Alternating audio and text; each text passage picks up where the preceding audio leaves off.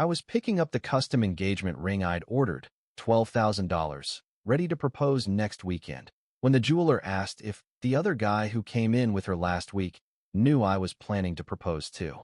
Hey friends, please subscribe and turn on notifications, like this video, and leave a comment with your impressions.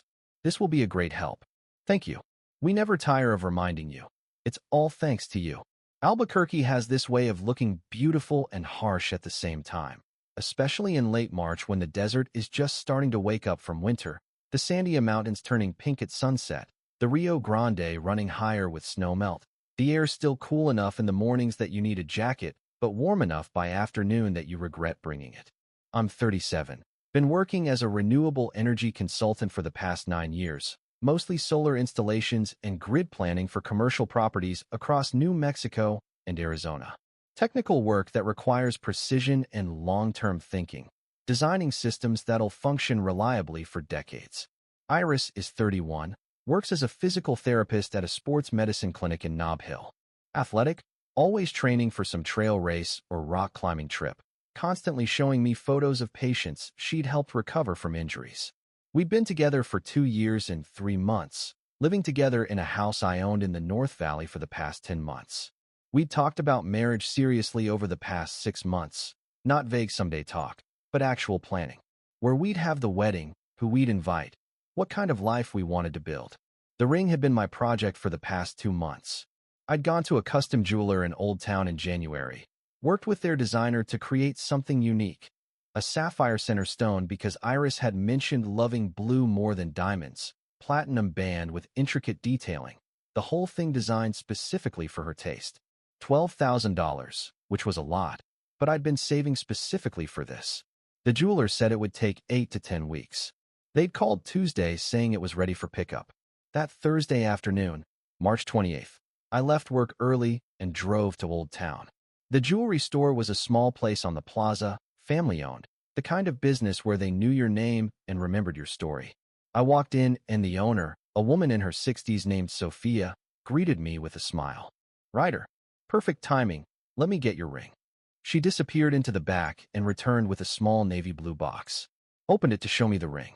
It was perfect, exactly what we designed, the sapphire catching the light, the platinum work intricate and beautiful. "It's perfect," I said. "She's going to love it." "I'm sure she will. You put a lot of thought into this." Sophia was putting the box into a small bag. "I have to say, it's interesting that 2 different men are proposing to the same woman. Very modern." I stopped reaching for my wallet. "What? Oh, I probably shouldn't have said anything. But last week, Wednesday I think, Iris came in with another gentleman. They were looking at engagement rings together. He was asking about our custom design process, same as you did. I assumed maybe you two were both planning proposals? Like a mutual decision thing." Something cold was spreading through my chest. What did this other guy look like? Sophia looked uncomfortable now. "I don't want to cause problems. Please." "What did he look like?" "Tall, maybe 6 feet, athletic build, light brown hair, beard. Younger than you, maybe late 20s. He was very attentive to what she liked. They spent about 45 minutes looking at designs." "Did you catch his name?" "I heard her call him Ethan once or twice." Ethan Morales. Iris's ex-boyfriend from her mid-20s. They dated for almost 4 years before breaking up when he moved to Denver for a job about 5 years ago. She'd mentioned him maybe 4 times total in over 2 years together, always in past tense, always as someone she'd moved on from completely. When exactly was this? I asked. "Last Wednesday, March 20th, around 2 in the afternoon." I pulled out my phone and checked my calendar. March 20th was the day Iris had texted me saying she had a late patient and wouldn't be home until 8. I'd worked late myself, gotten home around 7:30. She'd arrived around 9 saying the patient had needed extra time. Did she seem like she was picking out a ring for herself? Or was she helping him pick one? Sophia shifted uncomfortably. It seemed like they were picking one together. For her. He kept asking what she liked, what fit her style. She was trying on different settings to see what she preferred. Did they buy anything? No. They said they needed to think about it. But he asked me to send him information about our custom design process. I have his email if you. Please. She went to her computer, wrote something on a piece of paper, handed it to me. An email address, ethan.morales.design@gmail.com. I paid for my ring, $12,000 on my credit card, and walked out to my truck. Sat in the parking lot staring at the ring box. Then I did what I do professionally when a system isn't working right. I started gathering data. Opened Iris's Instagram on my phone. Her account was public for professional reasons. She posted about running events and rock climbing to connect with the outdoor sports community. Scrolled through recent posts. Lots of trail running photos, climbing gym sessions, some patient success stories she was allowed to share. Nothing about Ethan. Checked her tagged photos. Found one from 2 weeks ago. A group shot at what looked like a trail race in the Sandias. About 10 people in running gear, post-race. Iris was there. So was a man matching Sophia's description. Tall, athletic, light brown hair, beard. He was standing next to Iris, both of them smiling, sweaty, race bibs still on. The post was from an account called at Sandia Peak Runners. Caption: great showing from the crew at the La Luz Trail Race. Special shout out to our returning member Ethan for crushing that PR. I clicked through to Ethan's profile. Recent photos showed him around Albuquerque, hiking the Sandias, rock climbing at Stone Age Gym, running along the Bosque Trail. His bio: back home in ABQ. Product designer, trail runner, climber. Back home. He'd moved back from Denver. Scrolled through his posts. Found one from 6 weeks ago. Photo of him at sunset on the West Mesa with the city lights behind him. Caption: 5 years in Denver taught me what I was missing. Good to be home. Comments included one from Iris's account. Best decision you ever made. Welcome back. Party popper. I felt sick. Scrolled further through Ethan's photos. Found one from a month ago. Photo of him and Iris at Stone Age climbing gym, both in climbing gear, him spotting her on a route. Posted by the gym's official account, tagged both of them. 3 weeks ago, photo Ethan posted of a trail running group. Iris was in it, running next to him, both mid-stride, looking athletic and happy. 2 weeks ago, the La Luz race photo, same one I'd found tagged on Iris's account.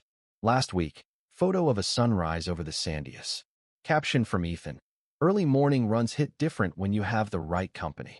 Iris had commented: best training partner. Same time tomorrow? Woman running. I sat there piecing it together. Ethan had moved back to Albuquerque 6 weeks ago. Iris had been running and climbing with him regularly. Last Wednesday, they'd gone ring shopping together. And I was sitting here with a $12,000 engagement ring planning to propose next weekend. I drove home to our house in the North Valley. Iris's car wasn't there. She'd be at work until 6. I let myself in and started looking. First place I checked was our shared laptop, the one we both used for personal stuff. Opened her email account. She'd stayed logged in. Searched for Ethan. Found emails going back 6 weeks. Early February, an email from Ethan to Iris. Hey stranger. I'm moving back to ABQ for a product design position at a startup downtown. Would love to reconnect if you're open to it. I know how we ended was rough, but I've done a lot of growing. Miss you. Her response same day. Ethan. Wow. Yes, I'd love to reconnect. So much has changed. Let's grab coffee when you're settled. Week later, email thread about meeting up. They'd had coffee at Humble Coffee on a Saturday morning. February 10th. Next email, February 15th. Ethan, it was so good seeing you Saturday. I forgot how easy it is to talk to you. Want to join me for a trail run this weekend? Like old times. Her response: I'd love that. Ryder has a work trip Saturday, so that's perfect timing. I remembered that trip. Client site visit in Phoenix, left Friday afternoon, came back Sunday evening. She'd told me she was having a quiet weekend, catching up on reading and errands. More emails. They'd been running together every weekend, sometimes climbing during the week.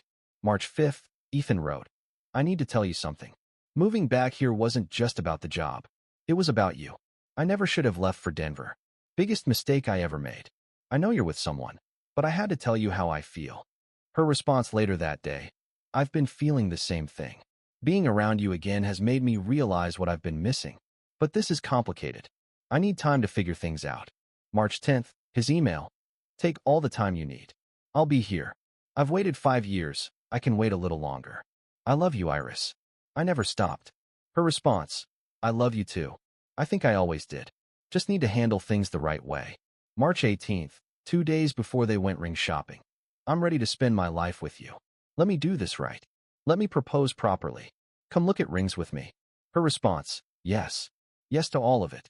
Wednesday works. I sat there staring at the laptop screen.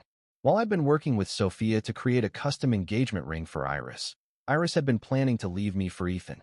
They'd gone ring shopping together 2 days after she'd told him yes.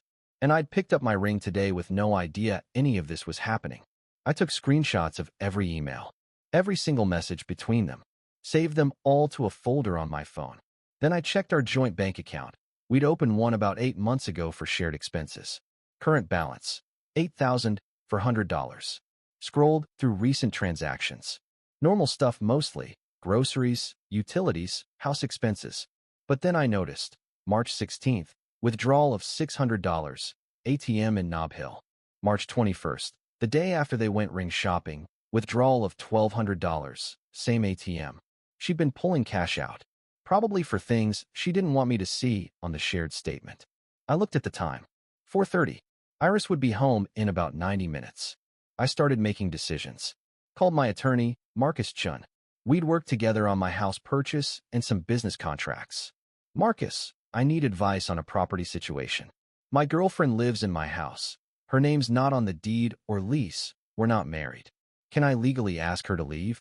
In New Mexico, if she's established residency, mail comes there. She's lived there for an extended period. You need to go through formal eviction proceedings even if her name's not on anything.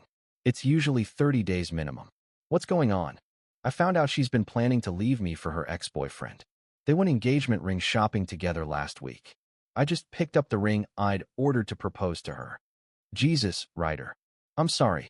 Okay, legally you can ask her to leave, but if she refuses, you'll need to file formal eviction paperwork. However, you can make it very uncomfortable for her to stay. Change locks after she moves out voluntarily, remove access to shared accounts, that kind of thing. What's my cleanest exit? Ask her to leave tonight. Pack her things if she refuses. If she digs in and won't go, file eviction papers Monday. But most people in this situation leave voluntarily once they're caught. Thanks, Marcus. I started packing Iris's things. Methodically, carefully. Clothes, toiletries, climbing gear, running shoes, all her personal items. Took about 2 hours. Filled 10 boxes and 4 duffel bags. Stacked everything neatly by the front door. Then I changed our Wi-Fi password, removed her fingerprint from the smart lock on the front door, took her key off my keyring. At 6:15, I heard her car in the driveway. I was sitting in the living room, the ring box on the coffee table in front of me, my laptop open showing the emails. She came in looking sweaty from work, in her clinic scrubs. Saw the boxes by the door. Her face went confused. Ryder? What's going on? Why is my stuff? She saw the laptop screen. Saw her email open. Saw the emails with Ethan. All color drained from her face. Sit down, Iris. Ryder, let me explain. Sit down. She sat on the chair across from me, not on the couch. Keeping distance. I picked up the ring box and opened it. I picked this up today. $12,000. Custom designed. I was going to propose next Saturday at the Sandia Peak Tramway. Had the whole thing planned. She started crying. The jeweler told me something interesting. She said you came in last Wednesday with another man, looking at engagement rings. For you. She thought maybe we were both planning to propose, like some modern arrangement. Ryder, please. His name's Ethan. Your ex-boyfriend who moved back from Denver 6 weeks ago. You've been running with him, climbing with him, telling him you love him. And last Wednesday, you went ring shopping with him while I was at work paying for the ring I was going to propose with. I'm so sorry. How long has he been back? 6 weeks. Early February. And you've been seeing him this whole time. We were just reconnecting at first. Just as friends. I read the emails, Iris. All of them. I love you too. I think I always did. That was March 10th. You told him you'd marry him March 18th. You went ring shopping March 20th. Don't tell me it was just friends. She was sobbing now. I was confused. He came back and all these old feelings came up, and I didn't know what to do. You knew exactly what to do. You were going to let me propose, probably say yes. Keep me on the hook while you figured out which one of us you actually wanted. Or maybe you were going to leave me right before I proposed so you didn't have to feel guilty about the ring. That's not. I would never. You already did. You've been lying for 6 weeks. Planning a future with Ethan while living in my house, sleeping in my bed, using my resources. What do you want me to do? I want you to leave. Tonight. Your stuff is packed. Take it and go. Where am I supposed to go? Ethan's place. He loves you, right? He wants to marry you? Go stay with him. Ryder, please, I made a mistake, but I choose you. You don't choose me. You're choosing me right now because you got caught. If I hadn't gone to pick up the ring today, if the jeweler hadn't mentioned seeing you with Ethan, you'd still be lying to me, planning your exit, maybe letting me propose so you could have 2 rings to choose from. That's not fair. What's not fair is you living in my house for 10 months while planning a life with someone else. What's not fair is me spending $12,000 on a ring for someone who's been ring shopping with her ex-boyfriend. Get your things and get out. She tried everything over the next 2 hours. Promised to cut contact with Ethan completely. Said she'd been stupid and confused but knew now that I was what she wanted. Begged for another chance. Said she'd do anything, therapy, counseling, whatever I wanted. I didn't argue. Just kept pointing at the boxes by the door. Around 9 she finally started loading her car. I helped carry boxes, not out of kindness, but to make sure she actually left. She was crying the whole time, trying to talk, trying to get me to change my mind. When everything was loaded, she stood by her car. Where will you say I went? What will you tell people? The truth. That you've been planning to leave me for your ex-boyfriend, and I found out. Everyone will hate me. That's between you and everyone else. She got in her car and drove away. I went back inside and sat in the quiet house. Then I did what I should have done before I got emotionally invested. I verified everything. Opened my phone and called Sophia the jeweler. Sophia, this is Ryder. I picked up the ring today. I have a question. Did Ethan ever come back? Did he buy a ring? Oh, let me check. No, I don't see any purchase from him. Would you like me to let you know if he does? No, that's okay. Just curious. Thank you. So Ethan had gone ring shopping with Iris, but hadn't actually bought anything yet. Probably waiting to see how things played out with me. I spent the weekend cleaning the house, erasing evidence that Iris had ever lived there. Repainted the bedroom a different color. Rearranged furniture. Made it clear that this was my space again, not ours. The contact attempts came Monday. Ethan called from an unknown number. Ryder? This is Ethan Morales. Iris told me what happened.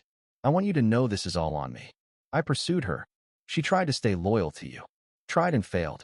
You both lied for 6 weeks. You both went ring shopping together. Don't pretend either of you are victims here. I love her, man. I'm going to marry her. Great.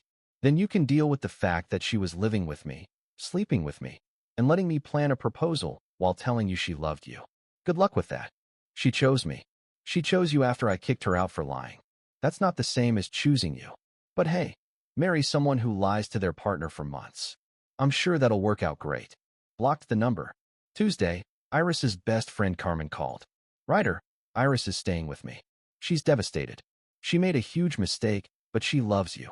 She loves the house I provided and the stability I offered. She loves Ethan too, apparently. She can't have both. She ended things with Ethan. She told him it's over. When? Yesterday. So she told him it's over the day after I kicked her out, and she had nowhere to go. How convenient. She realizes she made a mistake. The mistake was getting caught. If I hadn't found out, she'd still be lying to both of us. I'm done, Carmen. Wednesday, long email from Iris. Subject, I'm so sorry. Detailed explanation of how Ethan's return had confused her, how she'd felt torn between past and present, how she'd handled it terribly, how she knew now that I was who she really wanted, how she'd told Ethan it was completely over, how she wanted to make it right. I replied with one line, you can't make this right. Move on. Set up filter to archive her emails. By mid-April, I was completely reset. The house felt like mine again. I started rock climbing at a different gym, joined a different running group, made new routines that had nothing to do with Iris. Work stayed busy. Spring meant lots of new solar installation projects starting up, commercial buildings wanting to get systems operational before summer heat drove up their energy costs. Late April, I ran into Carmen at Whole Foods in Nob Hill. Ryder, hi. How are you? Good, Carmen. You? I'm okay. I wanted you to know, Iris and Ethan got back together. They're engaged. He proposed last week. I absorbed that. Good for them. She's been a mess, though. She knows she destroyed something real for something that's... I don't know if it's going to work. Ethan's family won't talk to her because of how it all went down. Everyone knows she was living with you while getting back with him. That's what happens when you lie to everyone. You seem like you're doing really well, though. I am. Really well. Early May, I was at a fundraiser for a solar nonprofit I volunteered with when I saw Iris. She was there with Ethan. He apparently worked for one of the sponsor companies. They were across the room, her wearing a ring I didn't recognize, looking uncomfortable. She saw me, and I watched her face change. She said something to Ethan and started walking over. Ryder, I didn't expect to see you here. I volunteer with the organization. I've been coming to these for 3 years. Right? Of course. Pause. How are you? I'm good. You? I'm engaged. To Ethan. She held up her hand, showing the ring. I heard. Congratulations. It's not the ring from your jeweler. We went somewhere else. Felt weird going back there. Makes sense. Silence hung between us. Then she said, I think about that ring you bought. The one you were going to propose with. Do you still have it? I returned it. Got most of my money back. Minus a restocking fee. I'm sorry you wasted all that money. I didn't waste it. I learned what I needed to know about you before I made a bigger mistake. $12,000 was cheap for that lesson. She flinched. I deserve that. I know I do. How's the wedding planning? It's complicated. Ethan's family is still upset about how everything happened. My parents aren't thrilled either. Everyone knows I was living with you when we got back together. Choices have consequences. I know. She looked at me directly. Do you hate me? No. I don't feel anything about you. You're just someone I used to know who lied to me. Her eyes filled with tears. That's somehow worse than hating me. Maybe, but it's honest. Ethan appeared then, walking over looking protective. Everything okay here? We're fine, I said. Just saying hello. Congratulations on your engagement. I walked away and rejoined the nonprofit group I'd been talking with. Spent the rest of the evening discussing solar policy and grid integration, normal professional conversation. Later I drove home through the desert night. The city lights spread out below the West Mesa, the sandiest dark shapes against the stars. My house was quiet when I got there. I'd kept the ring box, the empty navy blue box from Sophia's shop. Used it to store cufflinks now. Every time I saw it, I was reminded that I'd dodged something catastrophic. If that jeweler hadn't mentioned seeing Iris with another man, I might have proposed. Might have married her. Might have built years of my life on a foundation of lies. Instead, I'd walked away with just a financial loss and a clear understanding of who Iris actually was when the stakes were high. I didn't feel triumphant about her awkward engagement and family drama. I felt clear about the decision I'd made. Working in renewable energy had taught me that the best systems are the ones designed with honest data about real conditions, not optimistic assumptions about ideal scenarios. I designed my relationship with Iris based on what I wanted to believe, not what the data showed. The jeweler's comment had forced me to look at the actual data. I didn't feel vindicated. I felt whole. When you pick up the engagement ring you custom ordered, and the jeweler accidentally reveals your girlfriend went ring shopping with another man, do you confront her, or do you investigate first to see how deep the deception goes? Share your perspective in the comments.